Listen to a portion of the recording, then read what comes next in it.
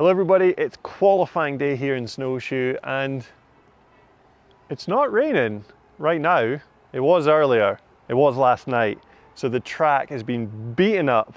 So we're gonna go on track and have a good look at it and see what's going on and see why this might be the hardest track of the year. We are gonna go out the start gate and hang a left. We go into the trees, hard on the gas. You gotta get up to speed really quickly and then there's just a carpet of roots. And today, it's soggy in there, the water is not draining, so you splash on through there, hit a quick left, then right into the channel. It's super narrow, very hard to keep your balance right, easy to get off balance. As soon as you do that, you tap the brakes, you're losing speed, so you've got to be looking ahead, looking through those turns.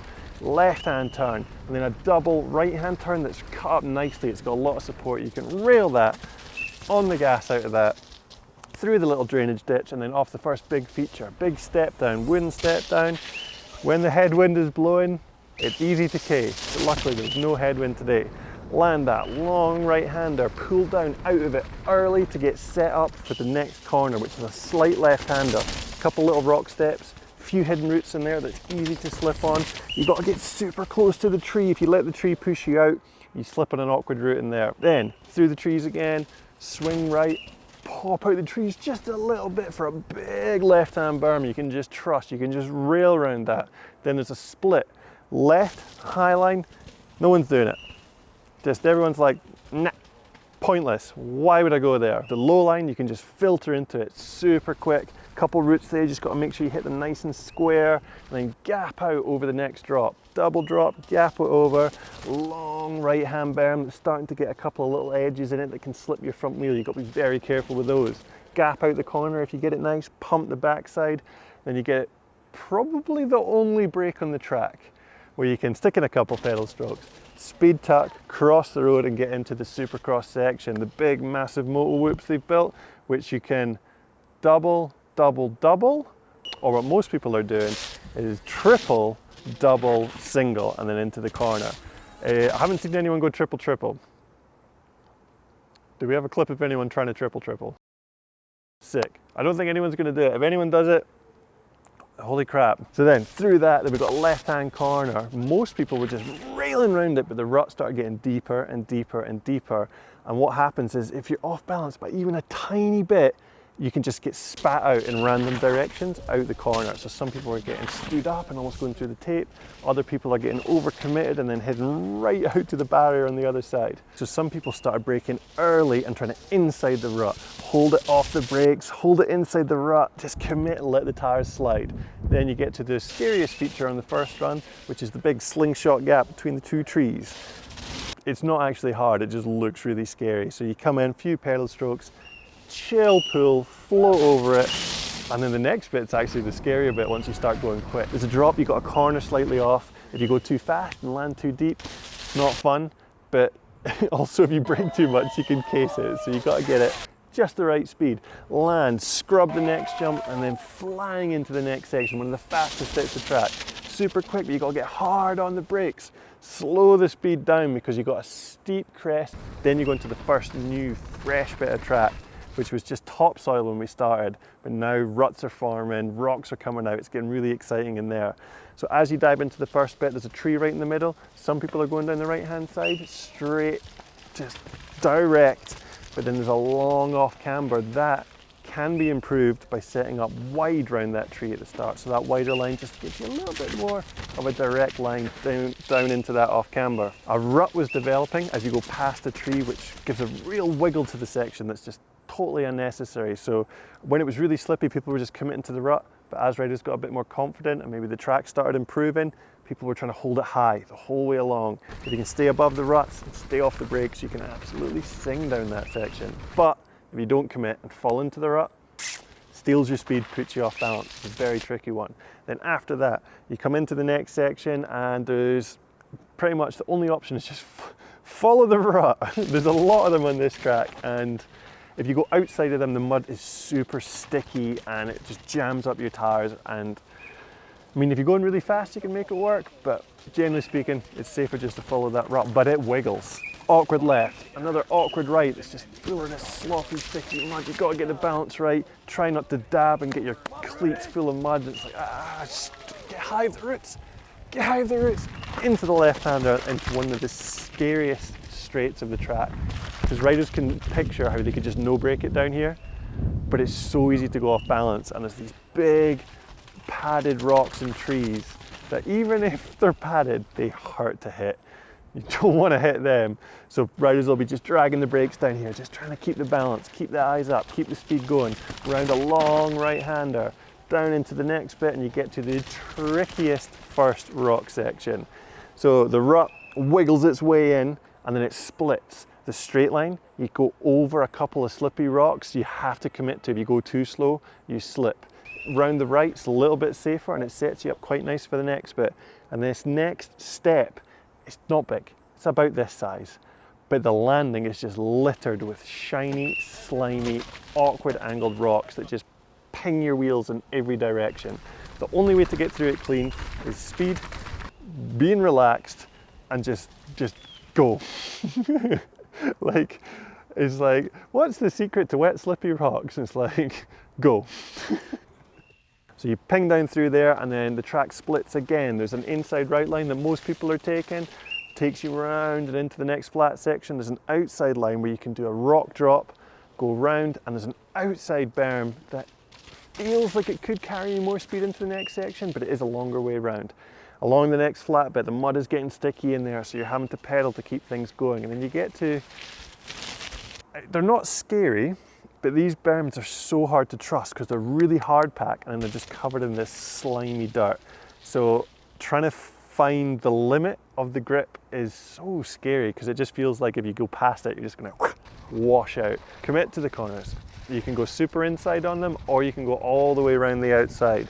Both feel good, hard to know what's better. Then you got a couple more of them after that. You got to commit to that first right-hander. Don't go too fast. Swing it out to the outside of the next berm because you've got to rail it to carry the speed into the next flat section. The next flat section is normally super, super fast, but the mud has just gotten so sticky, you feel like you're just slogging and pedaling the whole way down it, where before you would normally get up to speed and then have a little sit down.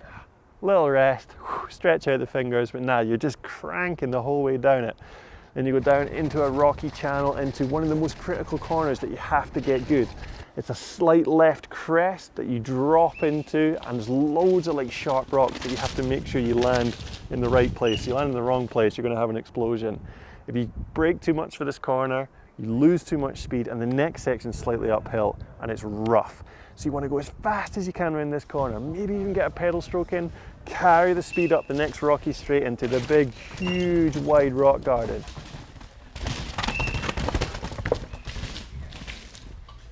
But the drop is gnarly. It's weird, it's hard to describe why it's so gnarly because it's not big, but the takeoff is really steep, and then the landing is immediately on the back of it and also really steep. Then you have to turn. Then you have to do another drop onto an off-camber muddy flipping bank. It's keen, it's super keen, so keen I'm missing it out. I'm actually going off the side of the rock and then filtering into that inside line, but some people are going, screw that, and just going all the way around the outside. It's such a long way round, but it's not as gnarly and you can actually carry decent speed out of it. Then you get into one of the scariest bits of track. There's a lot of scary bits on this track. It's the super steep section under the chairlift. It's pretty gnarly even when it's dry, just because of how steep it is and how fast you go, but now it's just covered in ruts and just nasty like mud grabbing filthy peanut butter mud. And you're like trying to brake, you're trying to control things, and it's all off camber, and there's a corner and it's really tight, and you're like, ugh, and hit that corner and breathe a sigh of relief that you've made it down. Right, left, really tricky right-hander off camber, inside next to the pole, into like gnarly, slippy, awkward rocks, filter into the rut, corner, corner, rail the left, then you've got a bit of line choice. You can go up high on the slabby rocks, nice curving arc, or you can go inside, a bit more direct, but the join back into the rut can sometimes give you a little bit of squirrel going into the next corner. Hard on the brakes, scrub the speed, feels like you almost stop, then you have to drop into a right-hand corner. Really tight, but you've got to get your eyes through the turn, carry the speed out. And you get into the section I think most people are really scared about, or they're the most cautious about. So you come around a left-hander, you can set up nice and wide, and then there's just these off-camber, gnarly, slippy rocks that even in the dry are really hard to ride, but with that muddy dirt on it, it's so easy to get slipped and get pushed offline.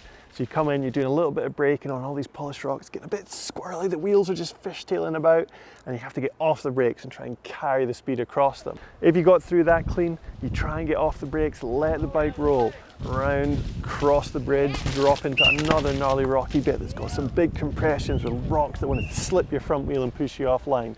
The next rock garden, you've got a few options. The main line, the new main line that's now most people are doing is going off the bridge, super high, next to the tape, ride it like a wall ride all the way around the top and carry the speed down into the next section.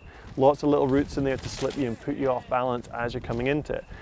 Then down into the next section, there's just some small undulations, lots of little rocks that you've got to watch out for. You just push the tires into all the bits that you think you're going to get grip. So there's sometimes grip and there's sometimes not. Really fast down into the next bit, then you've got the blind drop to flat. Try and squash it, try and get the wheels back on the ground early, because you go too far, it is horrific. Land, compose yourself, pick the wheels up over the next rocks and then down into the next bit. Quick breather as you cross the road, and you're coming into the last rocks now. This is the last bit, you get through this, you've got it, you can do it. You come more in, there's loads of like more angled rocks that are slipping you about, then you got the line choice at the end. You can go left, which most people are doing, but it's so hard to get into. There's just so many edges trying to slip you, and there's roots coming out, and it's just absolutely filthy. It's the worst section you'd want to have right at the end of a track after riding everything you've just ridden. You've now got to get through this. I nearly crashed in it a couple times in my run. So that wide line does work for carrying speed out, but it's hard to get into. The inside line, where you go inside of the tree, the big roots on the other side of it, there's lots of chunky rocks, there's more stuff to be aware of. I feel like you've got to be more precise in that inside line, but it is shorter. Both lines are extremely hard to carry speed out of, and you think you're done. You're like, yes, I've made it. And you've just got a very innocuous left-hand corner that's got some vicious, deep, filthy ruts in it. I nearly crashed in my practice run because I went into a rut and the bike just stopped. And I've heard a lot of people have crashed in this corner. After that, you're in the sticky mud, you're in a nice flat bit, maybe pull a tear off and sprint. And there's a drop that, because it's so sticky, it's actually really hard to clear. So some people are managing to have enough power and speed to gap into the step down. Most people are kind of sneaking to the left, riding the grass bank a bit and then pulling up into the landing. It's a lot easier, but doing the gap's a good target to pedal for. Then after that, there's a really tricky section to get fast because it's narrow, it's tight, slightly off camber, and you want to brake, and I brake, but I know you could just do this no brakes because it's straight and you could just let it run. Gap over the rocks, flat out into the next bit. Vicious, muddy rut jump thing that you just pick the rut that looks least deep on the run that you're on, down, step down, and then you get into the big triple from last year. Left-hand corner, big triple. Not many people are doing it. You're just not coming in as fast as you used to. So some people are managing to triple, others are going double and then just rolling the rest. Some riders are going double and then double again and then rolling the rest. So then after that you go down, a little compression with some ruts, a little wiggle through the trees, then the last important corner, the axle deep left-hand slopper of a turn. Just reel it round there, try not to overcommit, then get on the gas, pedal down into the next jump, you come out of the trees, there's the finish line, you're on you can barely hold on, your legs aren't working, so you speed tuck a little bit. Oh, the legs are fine, you pedal again, and then across the line. And if you stay on, you're a wizard. It's such a hard track. Oh, the ghosting bit. We'll go back up the track, we'll go back to 4 hours ago, Ben, and we're gonna have a look at that section. Let's see what's faster. We're gonna have a closer look at this bit right here, which is a new fresh section that they built at the top of the track. I don't know if it'll be in the live feed.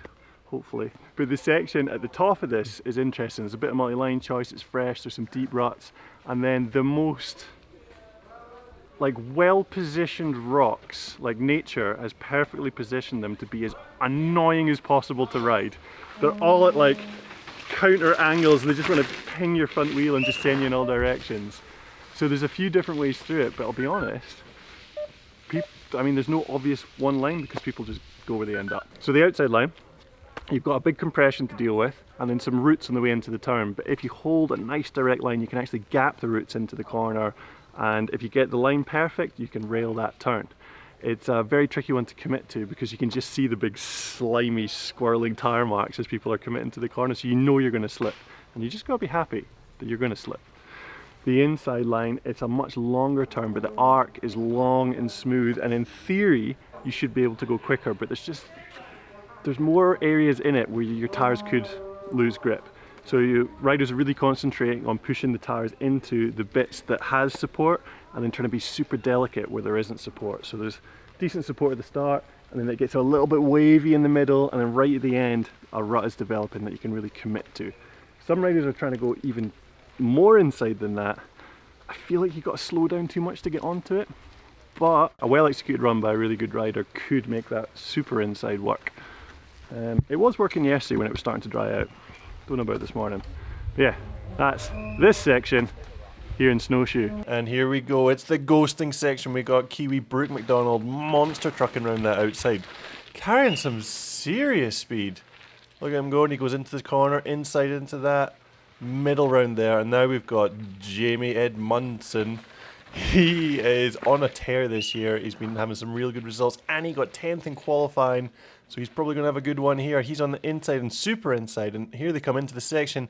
Jamie's already pulling out in front. He must have come through those rocks super fast. He's ahead and Brooke is heading to the outside line. We're going to lose Brooke because Jamie is out of here, but as Brooke does that outside line, will the speed he carries out help him catch up Jamie? It certainly looks like he is, but I don't know if it's going to be enough.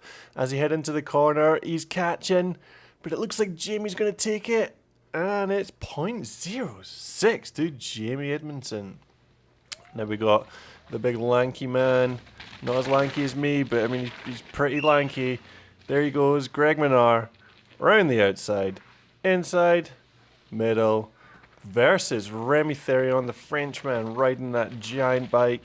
So he's on that inside, super inside actually. He went inside of the rock, very inside in that corner, very inside in that corner. Let's see how it compares.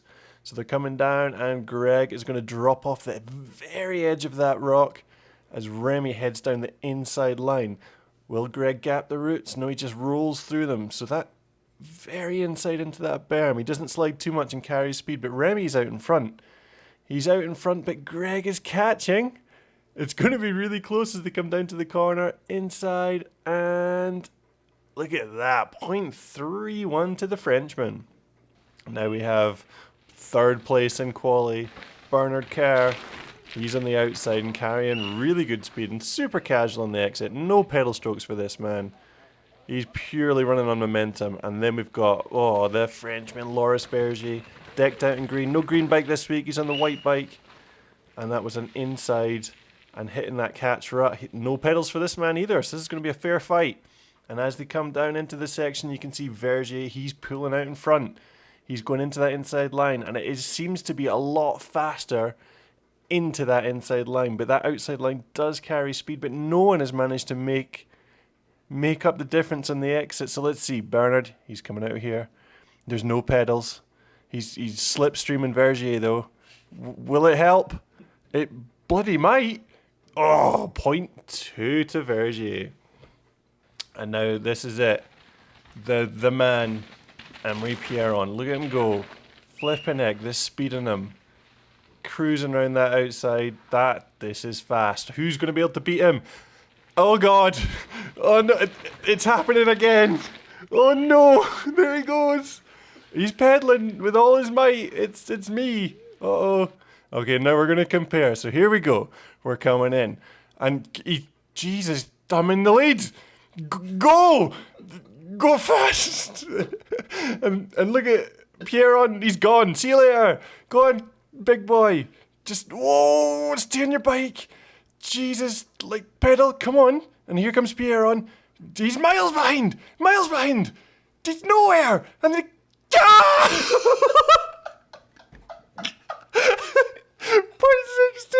How did that happen? Glenn, what happened? Wow. Wait, did I win? fastest through the section. Yeah! First ever I think, fastest through the section. I think there may have been an error, but I'm taking it. It's been 6 long rounds, but I finally had him.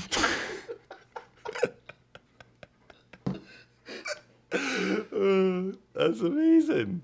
What? You're fastest through the section. You're the fastest person through the section. Out of all the clips I got, you're the fastest. And that's it from Snowshoe. We're here and it might be dry tomorrow. It might not be. It's looking kind of dark right now. We don't know what's going to happen.